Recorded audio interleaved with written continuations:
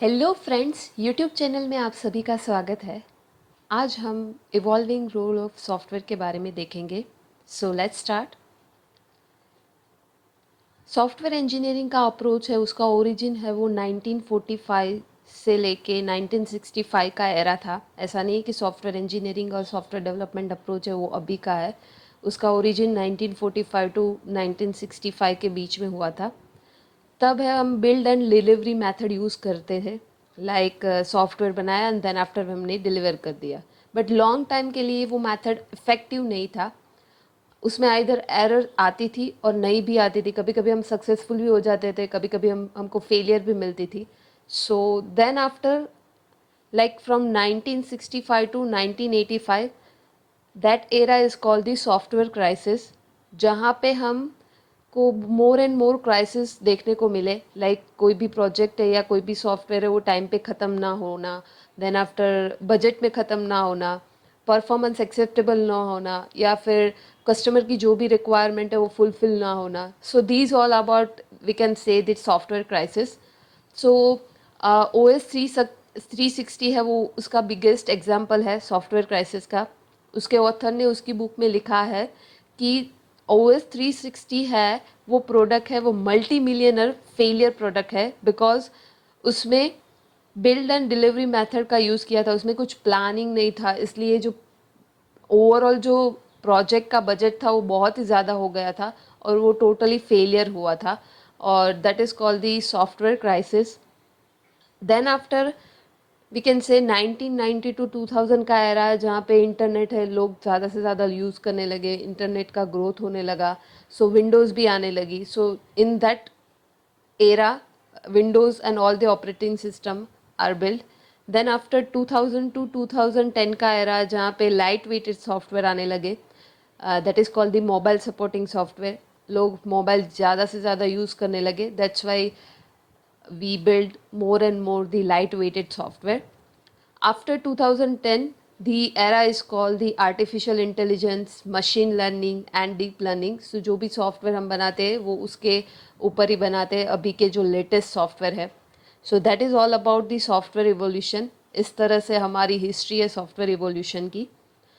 Software evolution means जो भी existing software है उसको आप अपडेट करो या उसमें कुछ एनहांसमेंट करो, उसमें कुछ फंक्शनैलिटी ऐड करो ताकि लोग हैं वो उसको यूज़ करने लगे। अदरवाइज़ क्या होगा कि आफ्टर 5 or 6 year बैक और after 5 to 6 year people will not use it, right? So you have to add something new so that people will attract to your software and they will use it. So आपको update रहना पड़ेगा जो भी आपका software है उसमें। One scientist, Lehman, is there. So, according to Lehman's law, there are three types of evolution. One is S type, second is P type, and third is E type. So, S type evolution means static evolution, जहाँ पे हम जो भी requirement and specification है उसके accordingly exactly work करते हैं और उसमें चेंजेस बहुत ही कम होते हैं, अपडेट बहुत ही कम आते हैं। That is all about the static, as the word suggest that static means very less changes. and then after another solution or another type of evolution is we can say that the P type, that is called the practical, जहाँ पे हम product बनाते हैं every level में, level by level we build a product and then just deliver it. So if we take the example of gaming part, so in game एक level जैसे हम pass करते जाते हैं उसमें डिफरेंट डिफरेंट के GUI और डिफरेंट डिफरेंट की फंक्शनैलिटी होती है। So that is all about the P type practical evolution. Then after E type evolution, that is called the embedded, जो रियल टाइम वर्ल्ड के जो प्रॉब्लम्स है उसके ऊपर वर्क करते हैं, लाइक बैंकिंग सॉफ्टवेयर और we can say the stock market software, जहाँ पे डेटा है वो कंटिन्यूसली चेंज होता रहता है।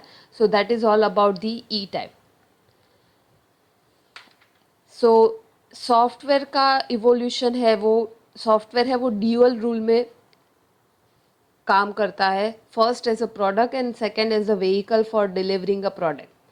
सो अगर हम कोई ऑपरेटिंग सिस्टम की बात करें तो वो फाइनल प्रोडक्ट है, उसमें पोटेंशियल है अपने आप स्टैंड अलोन कुछ काम करने के लिए। So that is called e product. So कुछ कुछ सॉफ्टवेयर ऐसे हैं जो एज अ स्टैंड अलोन काम कर सकते हैं और उसमें काफ़ी सारी फंक्शनैलिटीज़ है। और कुछ कुछ सॉफ्टवेयर है वो इन्फॉर्मेशन ट्रांसफॉर्मर के लिए भी यूज़ करते हैं, लाइक एक मॉड्यूल से दूसरे मॉड्यूल में आपको इन्फॉर्मेशन ट्रांसफॉर्म करना है तो आप उसका यूज़ कर सकते हो। So producing, managing, acquiring, modifying, transmitting the information, okay, that is the one role. And another role is the vehicle for delivering a product. So उसमें हम 3 टाइप के ले सकते हैं। First is to control of the computer. So for example operating system है, वो सारे के सारे कंप्यूटर के जो भी सॉफ्टवेयर है उसको कंट्रोल करती है, ओके। और ऑपरेटिंग सिस्टम के थ्रू हम दूसरा और कोई सॉफ्टवेयर भी बना सकते हैं, okay. So that is called the vehicle for delivering a product. एक व्हीकल की तरह काम करता है कोई भी प्रोडक्ट को डिलीवर करने के लिए। अगर दूसरा बात करें तो नेटवर्किंग रिलेटेड जो भी सॉफ्टवेयर है वो कम्युनिकेशन के लिए काम करते हैं। सो एक नोड से दूसरे नोड को जो भी आप कनेक्ट करते हो, जो भी कम्युनिकेशन पास करती है, सो उस रिलेटेड जो भी सॉफ्टवेयर है that is also use to deliver the product. तीसरा है वो help to build other software also. काफ़ी सारे टूल्स है जो ऑटोमेटेड है, सेमी ऑटोमेटेड भी कुछ कुछ टूल्स है जो दूसरे सॉफ्टवेयर को बनाने के लिए हेल्पफुल होते हैं। So that is called the vehicle for delivering a product. So software का ड्यूअल रूल है, पहला है वो product as a final potential product, and then after the vehicle for delivering a product means दूसरे software को deliver करने के लिए भी काफ़ी सारे सॉफ्टवेयर हेल्पफुल होते हैं। ओके, अगर हम इवोल्यूशन की बात करें तो कैसा होता है, फर्स्ट चेंज रिक्वेस्ट आती है, कोई भी फंक्शनैलिटी चेंज करनी हो या कोई भी फंक्शनैलिटी ऐड करनी हो, मॉडिफाई करनी हो, so that is called the change request.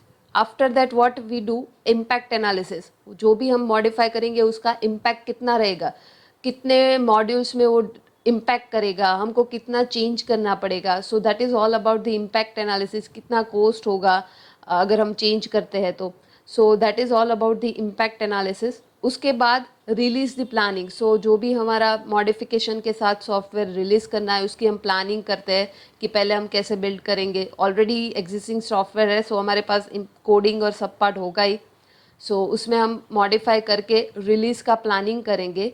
उसके बाद सिस्टम अपडेट करेंगे, like every functionality whatever we modify in the that we will update it and at last we release it. So this is the like the entire process whenever the change come. So इस तरीके से हम काम करते हैं, that is called the evolving role of software. So इस video में इतना ही। I hope you like the video, share it, subscribe it and bell notification पे क्लिक करना मत भूलना ताकि हमारी जो भी नेक्स्ट वीडियो की नोटिफिकेशन है वो आपको आती रहे। So thank you all, share it, like it and subscribe it. Bye bye.